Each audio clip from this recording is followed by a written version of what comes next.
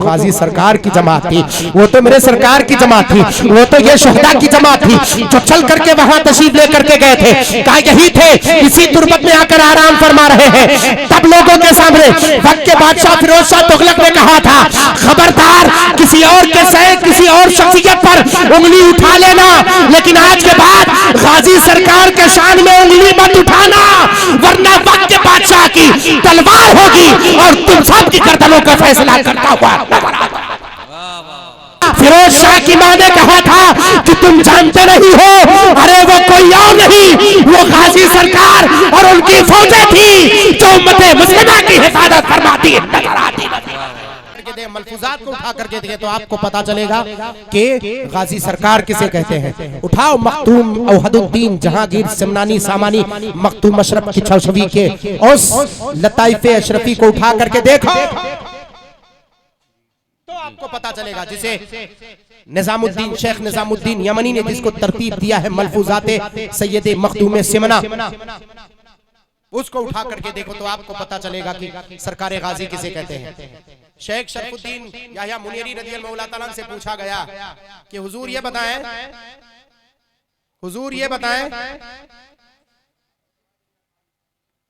कि गाजी सरकार के बारे में मनकूल है कि हर घर में उनके तुरबत को बना करके लोग वहां पर जो फातिहा पढ़ते हैं। बिहार वगैरह में बहुत तुरबत भी बनाते हैं, बाकायदा तुरबत भी बनाते हैं। तो क्या गाजी सरकार जो है हर तुरबत में मौजूद होते हैं?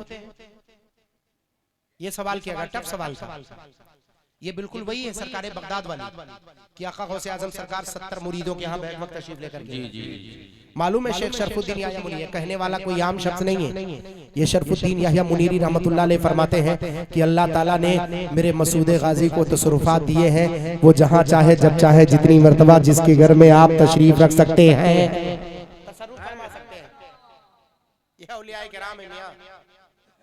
तब गाजी सरकार रज़ियल्लाहु ताला एक काफिला चल करके आ रहा था, मोहब्बतों भरा पैगाम सुनने काफिला चल करके रहा था दिल्ली की सरजमीन पर। उस वक्त फिरोज शाह जंग करने के लिए गया था अपने हवारियों के साथ, लेकिन उस दिन दुश्मन से जो जंग थी वो मुकाबला बड़ा सख्त था। दुश्मन की फौजें ज्यादा थी, इसके फौज कम थे।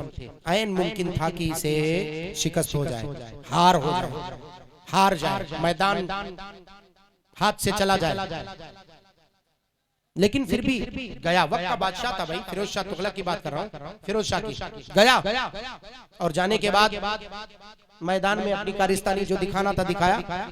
इसकी वालदा बड़ी परेशान थी, छत पर खड़ी थी अपने ऐवान के। तब तक कुछ लोग अलम लिए हुए और गाजी सरकार के धुन में मस्त चप्पल भी नहीं पहने हुए थे पैरों में। जो गाजी सरकार के यहाँ पैदल जाते हैं वो चप्पल पहन के नहीं जाते, उनका एक ये अजीब तोहफा है, नंगे पैर जाते। तो उसकी वालदा ने अपने कारिंदे को भेजा, कहा देखो ये लोग हैं कौन और कहाँ जा रहे हैं, इतनी मस्ती में जा रहे हैं। उन्हें कहा नहीं जानते आप, एक 18 से 19 साल के नौजवान शहीद की बारगाह में, जिसकी बारगाह बहराइच शरीफ में है, कहा वहां मिलता क्या है? कहा जो तमन्नाएं जायज मांग ले अल्लाह ताला उस बंदे के सदके में उसके जायज तमन्नाओं को पूरा अदा फरमा देता है। सुभान अल्लाह, सुभान अल्लाह। ये बात तो बिल्कुल क्लियर है, चुटकियों में जहाँ फैसला हो उसे दरबारे मसूद गाजी कहते हैं। सुन लो, इतनी मुतबर्रक बारगाह है जिसके बारे में तुम अभी समझ नहीं सकते, समझने की कोशिश करो। वो औरंगजेब आलमगीर जिसके दरबार में बैठ करके कुछ लोगों ने कहा था, हुजूर इस हिंदुस्तान में कब्रों के पूजने वाले बहुत पाए जाते हैं और बहुत सारी मज़ारात मसनूई है, उसमें पीर, इसमें कोई अल्लाह का वली नहीं है, उसमें कोई बंदा लेटा नहीं, बस मजार बनाया और चादरें चढ़ाना शुरू कर दिए। तो कहा अच्छे और बुरे का फैसला कैसे करेंगे? उसी दरबारे सुल्तानी में बैठ करके फैसला हुआ था और कहा था 3 मर्तबा जाकर के सलाम करो।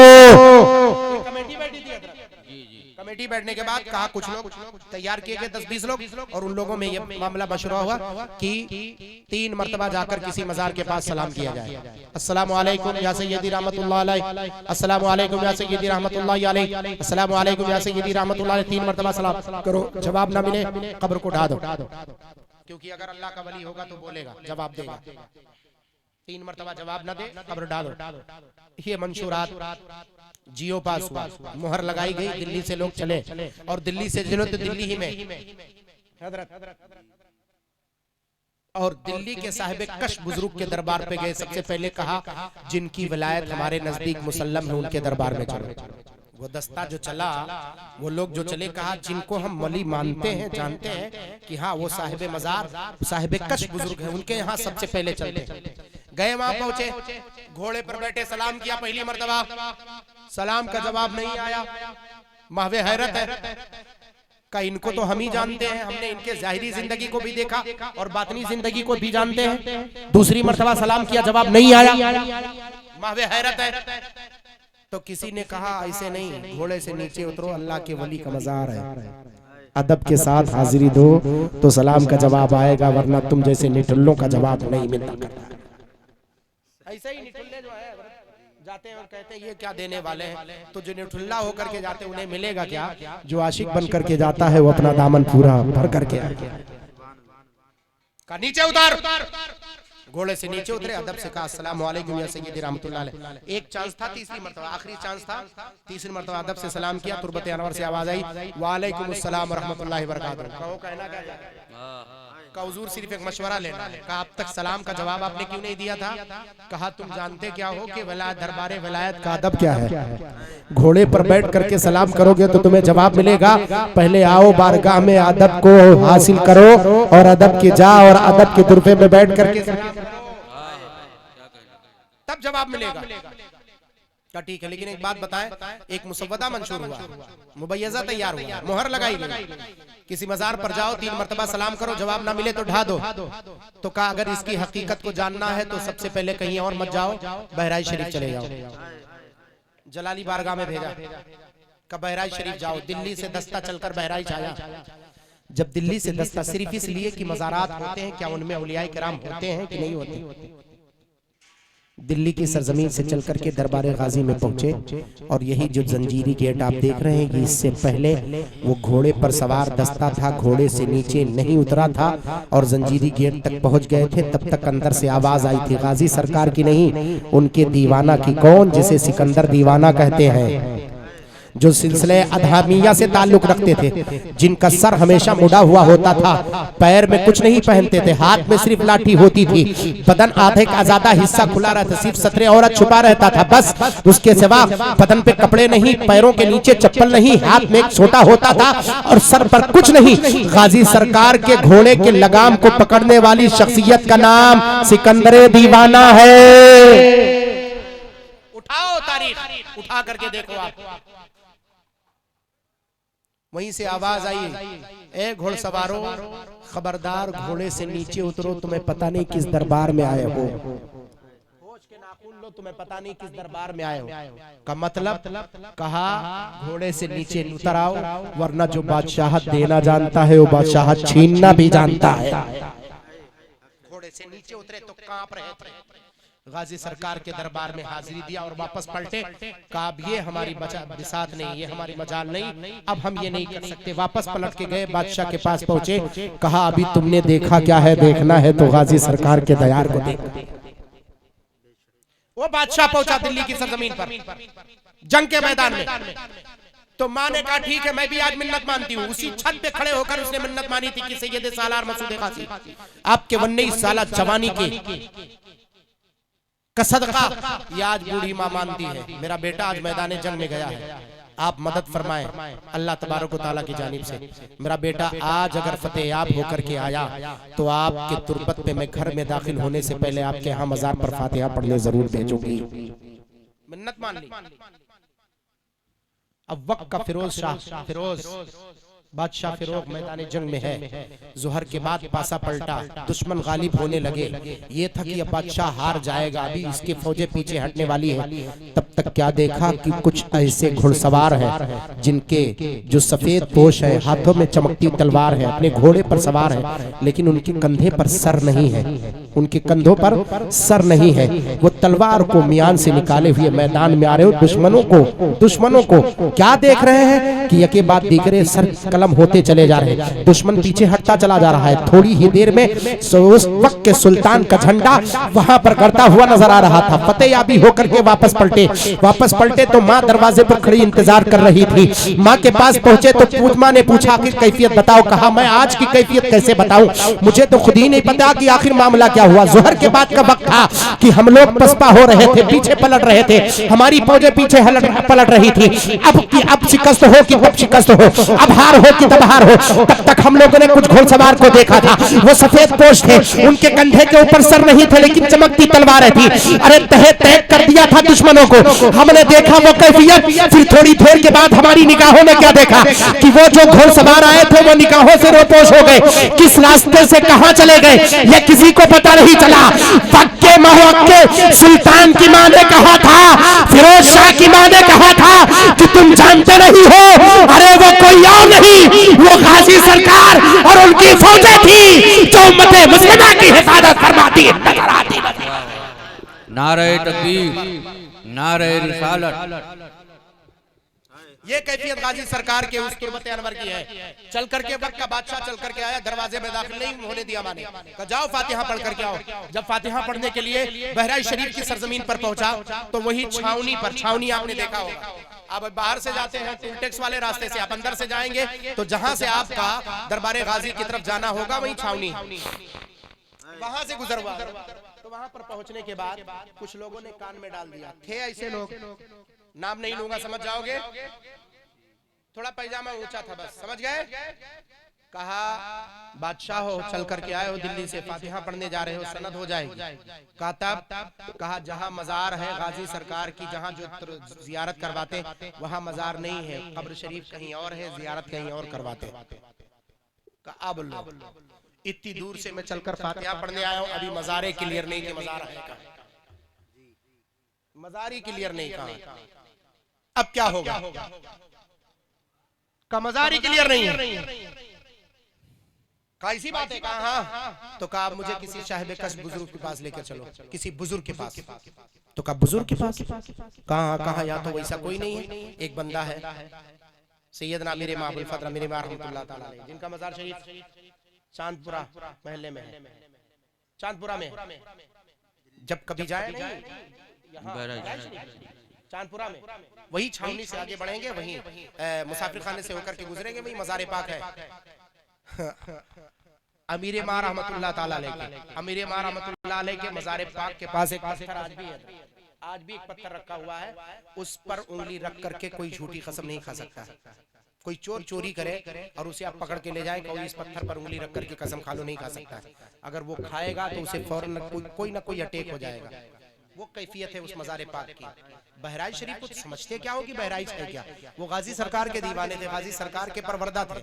सैयदना अबुल फज़ल अमीर माह रहमतुल्लाह ताला अलैह गए, पहुंचे, वक्त का बादशाह गया, उतर के सलाम क्या कहा, हुजूर आपके साथ तुर्बते गाजी सरकार पर मैं हाजिरी देना चाहता हूँ।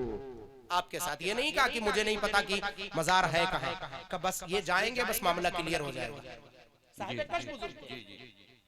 जाना चाहते हो कहाँ का, हाजिरी देना कहाँ। अरे भाई वक्त का बादशाह है, पूरा बहराइच जो है असर रसूख, बड़े बड़े शोरमा पीछे पीछे लगे हुए हैं। तो कहा ठीक है मैं आगे आगे चलूंगा, तू पीछे पीछे चल। कहा ठीक है हुजूर ये भी मंजूर है। कहा मैं जैसे चाहूंगा वैसे चलूंगा, तुझे कुछ उंगली उठाने की इजाजत नहीं है। कहा ठीक है चले। थोड़ी दूर चल रहे थे, चलते चलते अंगूठे के बल चल रहे थे और कूद के चल रहे थे, चटक के जिसको आप कहते हैं, कूद के चल रहे थे। कुछ लोगों ने बादशाह के कान में कन्फ्यूज की, कहा देखो वक्त का बादशाह तुम हो और वो फकीर है, वो उछल कूद करके चल रहा है, बादशाह के सामने तो इज्जत व अदब से चलना चाहिए, कूद कूद कर चलने का मतलब क्या है, ये आपके शान में गुस्ताखी कर रहा है। तो वक्त के बादशाह ने कहा बाबा ये आप क्या कर रहे हो। तो मैंने कहा था जो मुझे करना है करने दो, वरना कहो तो मैं पलट करके वापस पलटूं, चला जाओ। या तुर्बते गाजी सरकार पर, मज़ारे गाजी सरकार पर हाजिरी देना है। बहुत दिलचस्प आपके सामने मैं रखने जा रहा हूँ तारीख के हवाले से। तब मालूम है क्या कहा था, कैफियत क्या थी। सैयदना अमीर माह रज़ियल्लाहु ताला ने फरमाया था कि अगर चलना है तो ठीक है, वरना मैं वापस पलटूं। वक्त के बादशाह ने कहा था कि अगर आप फकीर हैं और साहिब कश्फ हैं तो आपने किसी बेसबब ऐसे नहीं किया होगा, अंगूठे के बल चलते क्यों हैं आप जरा बताएं। अमीर रज़ियल्लाहु मौला ताला ने अपने अमामे को उठा करके, अपने कुल्हा मुबारक को उठा करके बादशाह के सर पे रख दिया। बादशाह के सर पे रखना था, आंखों के सामने से पर्दे हटे और क्या देखते हैं, जमीन पर दरबारे गाजी से लेकर यहाँ तक जहाँ तक जमीन नजर आ रही वहाँ तक सिर्फ और सिर्फ शोहदा की लाशें नजर आ रही हैं। बहराइच शरीफ की सरजमीन पर पैर रखने की जा नहीं है। अंगूठे का बल इसलिए चल रहे थे कि जो जमीन पे जगह बाकी वहीं पर पैर पड़े, किसी शहीद के बदन पर पैर ना पड़े। कि लम्हों ने खता की थी, सदियों ने सजा झेली। वक्त का बादशाह कदमों पर गिरा और अमामे को उठा करके रखा। का हुजूर, आप लोगों की निगाहों में यही तो कैफियत होती है। अरे निगाहे वली में वो तासीर देखी, बदलती हजारों की तकदीर देखी। सुभान अल्लाह। का हुजूर आप तशरीफ ले चले जैसे चाहे। अब मैं आप पर सवालात नहीं करूंगा। उसे पता नहीं है, न उसने बताया हजरत को। अमीर माँ को बताया कि मैं जंग से आया हूँ, मेरी कैफियत का सिर्फ हाजिरी देना चाहता हूँ। और जाने के बाद अभी जहाँ पर आप हाजिरी देते हैं मज़ारे पाक जहाँ है वहीं पर खड़े हुए और पायतियाने खड़े होने के बाद कहा, इसी मज़ारे पाक से मैंने फला तारीख को हजरत को निकलते हुए देखा और यहीं से आपने तलवार को मियान में निकाला और अपने साथियों की आवाज दी थी और इधर हजरत का पूरा काफिला रवाना हुआ था, इधर गए थे। और असर के वक्त मैंने हजरत को वापस होते हुए देखा, तलवार मियान से निकाले थे और तलवार से खून के कतरात जारी थे। कहा हुजूर आपने इतना बयान कर दिया, आगे आप मुझसे सुने। दिल्ली का बादशाह चल के आया था, बादशाह ने नहीं बताया कि मैं किस जाविये से चल कर के आया हूँ। वक्त के फकीर ने ये सदा दी थी, वक्त के फकीर ने ये बताया था। तब वक्त के बादशाह ने कहा हुजूर जिस तारीख का आप तस्करा कर रहे हैं उसी तारीख में तो मकामे ठठा में मैं जंग कर रहा था और मैं जंग कर रहा था, मेरी फौज पसपा होने जा रही थी। बिल्कुल ऐसा था कि फौज पसपा हो जाएगी। तब हमने क्या देखा कि कुछ घुड़सवार ऐसे आए थे जो सफेद पोश थे, उनके हाथों में तलवारें थी पर उनके गर्दन पर सर नहीं थे। कहा गर्दन पर सर नहीं थे, कहा हाँ, फिर वो तो गाजी सरकार की जमात थी, वो तो मेरे सरकार की जमात थी, वो तो ये शहदा की जमात थी जो चल करके वहां तशरीफ लेकर के गए थे। कहा यही थे, इसी तुरबत में आकर आराम फरमा रहे हैं। तब लोगों के सामने वक्त के बादशाह फिरोज शाह तुगलक ने कहा था, खबरदार किसी और के सह किसी और शख्सियत पर उंगली उठा लेना, लेकिन आज के बाद गाजी सरकार के शान में उंगली मत उठाना, वरना वक्त के बादशाह की तलवार होगी और तुम सब की गर्दनों का फैसला करता हुआ। ये कैफियत थी हजरत सैयदना सालार मसूद गाजी रहमतुल्लाह अलैह के दरबार में पलने वाले आपके खादिमों की, मुरीदों की। और आज भी वही तुरबा है, आज भी चले जाओ जो जायज तमन्नाएं मांगो सरकार गाजी की तरफ पे वो चीजें पूरी होती हुई। सबसे ज्यादा सुरात से, कसरत से, तेजी से जहां पर दुआएं कबूल होती है वो हम सब के रहबर सैयदना गाजी सरकार रज़ियल्लाहु मौला तआला की ज़ात पाक है। उन मुक़द्दस मकामात में से गाजी सरकार का मकाम है जहां पर कसरत से दुआएं कबूल होती है। इसीलिए फरमाया गया कि वहां पर जाओ तो कम से कम 35 मिनट, कितने मिनट, 35 मिनट कम से कम वहां पर रुक करके फातिहा पढ़ो। 35 मिनट में भाई हमारा फातिहा 5 ही मिनट में हो जाता है, हम 35 मिनट क्यों रुकेंगे? तब बताते हैं कौन, मखदूम, औहदुद्दीन, जहांगीर, सिमरानी, सामानी, मखदूम अशरफ की छौछवी रहमतुल्लाह अलैह इरशाद फरमाते हैं, उठा करके लताफ़े शेफ़ी देखो, फरमाते हैं कि हर 35 मिनट पर वहां पर हजरत खिज़्र की हाजिरी होती है। कम से कम उनकी कैफियत बताई कि जब उनसे मुसाफा करोगे तो उनके हाथ में हड्डी की कैफियत नहीं महसूस हो, बिल्कुल नरम। का अगर पहचान नहीं पाए तो कोई हरज नहीं, उतने देर फातिहा पढ़ो। कम से कम इतना नहीं होगा कि आप उन्हें नहीं देख पाओगे, लेकिन इतना तो होगा कि हजरत खिज़्र की निगाहें तुम्हें देख लेंगी। ये कोई और नहीं, वक्त का मखदूम कह रहा है। कौन कह रहा है? मखदूम अशरफ की छौछवी रहमतुल्लाह मखदूम पाक का फरमान है। ओ मुक़द्दस बारगाह है। हजारों रवायतें हमने सुनी है अपने असातिज़े किराम से कि आलमगीरी मस्जिद में हमने मुलाकात की है हजरत खिज़्र से, और मुलाकात करने के बाद निगाहें इल्तिफात इधर हुई, पीछे वो कहाँ कब गायब हो गए ये किसी को पता नहीं चला। वो दरबार मसूद गाजी है जहाँ पर रहमत व अनवार की बारिश। तो बताने का मकसद सिर्फ ये है कि सबसे टकरा जाना, औलियाए किराम के वलायत से मत टकराना, वरना तुम्हारी दुनिया भी और आखिरत दोनों तबाह हो जाएगी। ये औलियाए किराम जानते हो वली कैसे हैं? अल्लाह तबारो ताला इन्हें प्यारा रखता है तब ये वली होते हैं। अल्लाह ताला इन्हें प्यारा रखता है तब ये वली होते हैं। अल्लाह ताला इन्हें मुक़द्दस रखता है तब ये वली होते हैं। अल्लाह ताला इन्हें कुर्बत अता फरमाता तब ये वली होते हैं। अल्लाह ताला अपना दोस्त बनाता है तब ये वली होते हैं। अल्लाह ताला अपनी ताकत अता फरमाता है ये तब वली होते हैं। अल्लाह ताला अपनी कुव्वत अता फरमाता है तब ये वली होते हैं। लिहाजा महमूद शाह रहमतुल्लाह अलैह जैसे शख्सियात को मानने वालों सुनो, ये मामूली बात मैंने आप तमामी हजरात के सामने नहीं रखी। अकीदत के मैदान को वसी करो और जैसे जैसे औलियाए किराम ने जिंदगी गुजार कर आपको जिंदगी का तरीका वतीरा सिखाया है, वैसे वैसे अकीदतमंदी ये नहीं है कि उनके उर्स के दिन आप उनके चादर और गागर और उनके सारे रसूम को अदा करके ख़त्म कर दो। नहीं, उनकी ज़िंदगी किस पैराए पर गुजरी है, अल्लाह और उसके रसूल की इत्तिबा में कैसे गुजरी है, नमाजें कितनी कसरत से कैसे पढ़ते थे, रोज़ा कैसे रखते थे, इन सारे अरकान पर अमल करोगे तो उनकी निगाह इनायत होगी तो तुम्हारी दुनिया भी कामयाब और आखिरत भी कामयाब होती। ये हकीकत है, इसको समझो और समझने की कोशिश करो। देखो भाई वक्त तेजी से तेजी बढ़ता जा रहा है, हजरत नहीं आएंगे तो आप लोगों में से किसी ने कहा कि हजरत अभी आखिर में आएंगे, अब नहीं आएंगे तो बताना तो चाहिए इतनी देर में। जो अच्छा ठीक है, जो कुछ सुनाया गलत नहीं किया, इन लोगों ने सुन लिया, बेहतर है। खुशा नसीबी हम सबकी कि इतने देर हमारी और आपकी मुलाकात रही। ऐसे बैठा रहूंगा मैं जानता हूँ और बोलता रहूंगा और आप सुनते रहेंगे, क्योंकि मैं अपनी बातें नहीं कर रहा हूँ, उन अल्लाह के मुक़द्दस वलियों की बात कर रहा हूँ जिन्हें अल्लाह तबारक व तआला ने खुसूसी इनाम अता फरमाया है। मौला के बारगाह करम में दुआ है कि मौला इन वलियों की फैज़ व बरक़ात से हम सबको माला माल फरमाए। इन रहगामा के मुसलमानों को बिलखुसूस इन पर अल्लाह ताला अपना फजल, अपनी बरकतें, रहमतें, दौलतें, शौकतें, शौलतें नाजिल फरमाए। बोलने में किसी किस्म की गलती हो जानबूझ के भूल से माफ़ फरमाए। अस्तग़फिरुल्लाह रब्बी मिन कुल्लि ज़ंब व अतूबु इलैह। पढ़ ले ला इलाहा इल्लल्लाह मुहम्मद रसूलुल्लाह सल्लल्लाहु